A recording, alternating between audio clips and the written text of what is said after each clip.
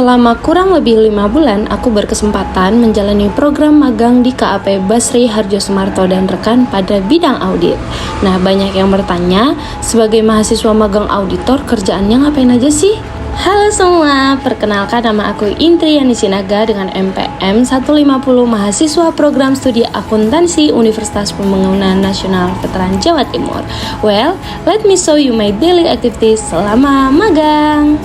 Nalin juga, ini teman saya Lintang, Josephine, Rian, Kak Nurul, dan Erli sebagai teman saya anak magang di KAP Basri Harjosumarto.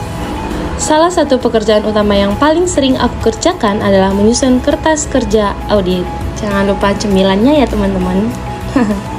Prosesnya dimulai dari pengerjaan trial balance. Pada tahap ini, kami memasukkan seluruh akun beserta nominalnya berdasarkan laporan keuangan yang diberikan oleh klien. Untuk menjaga kerahasiaan data, nama perusahaan yang ditampilkan dalam video ini saya telah disamarkan. Nah, setelah trial balance selesai, pengerjaan dilanjutkan ke catatan atas laporan keuangan atau CALK.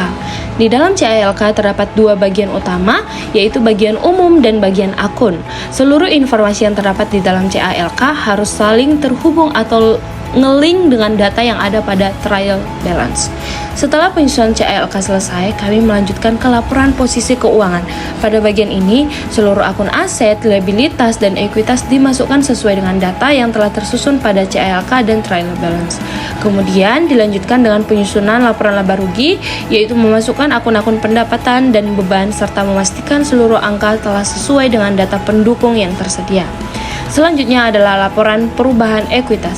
Pada tahap ini, kami menganalisis perubahan modal perusahaan, laba atau rugi tahun berjalan, pembagian dividen jika ada, serta transaksi lain yang memengaruhi saldo ekuitas perusahaan. Tahap berikutnya adalah penyusunan laporan arus kas. Untuk menyusun laporan ini, biasanya aku mencari data 2 tahun sebelumnya agar dapat mengetahui perubahan saldo, baik penambahan maupun pengurangan aset, liabilitas, dan akun lainnya yang memengaruhi arus kas perusahaan. Setelah seluruh kertas kerja selesai disusun, hasil pekerjaan akan dikumpulkan kepada mentor untuk direview dan diberikan arahan apabila masih terdapat hal-hal yang perlu diperbaiki.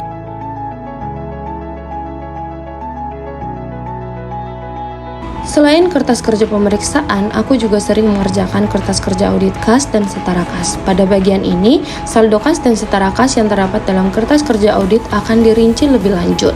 Kami membandingkan data tersebut dengan buku besar milik klien untuk memastikan kesesuaiannya.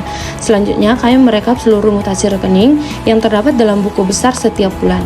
Setelah itu, data tersebut dibandingkan kembali dengan rekening koran bank.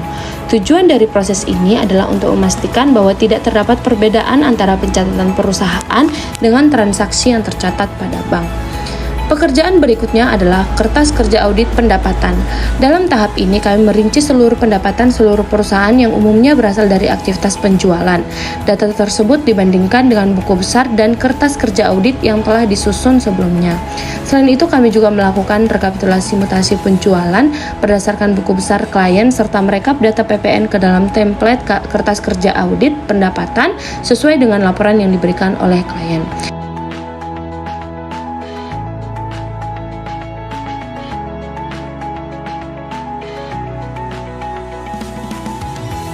Selain pekerjaan yang berhubungan dengan angka, aku juga sering melakukan proses scanning dokumen klien. Dokumen yang dipindahi antara lain bukti kas, faktur, nota, voucher, serta berbagai dokumen pendukung lainnya yang diperlukan dalam proses audit. Tugas lain yang juga cukup sering dilakukan adalah mengelompokkan dokumen penjualan, penerimaan kas, dan dokumen lainnya berdasarkan bulan dan tanggal transaksi. Nah, hal ini dilakukan agar proses pemeriksaan dokumen menjadi lebih mudah, lebih rapi, dan lebih efisien ketika auditor melakukan pengecekan lebih lanjut.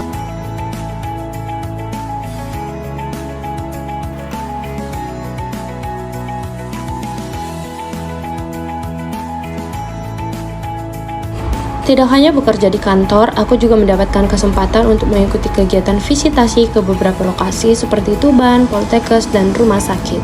Nah, dalam kegiatan tersebut, kami melakukan case of name dan stack of name untuk memastikan kesesuaian antara data yang tercatat dengan kondisi yang sebenarnya di lapangan.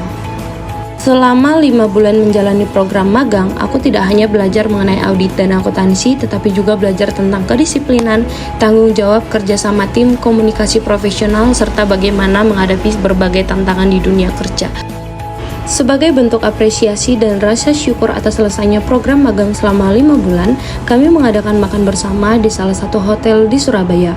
Momen tersebut menjadi penutup yang sangat berkesan karena kami dapat berbagi cerita, pengalaman, dan kenangan yang telah dilalui selama magang. Akhir kata, terima kasih kepada seluruh partner, supervisor, mentor, dan rekan kerja di KAP Basri, Harjo Sumarto, dan rekan yang telah memberikan ilmu, pengalaman, serta bimbingan yang sangat berharga. Sampai jumpa di perjalanan berikutnya, dan terima kasih sudah mengikuti cerita magangku. See you in the next journey.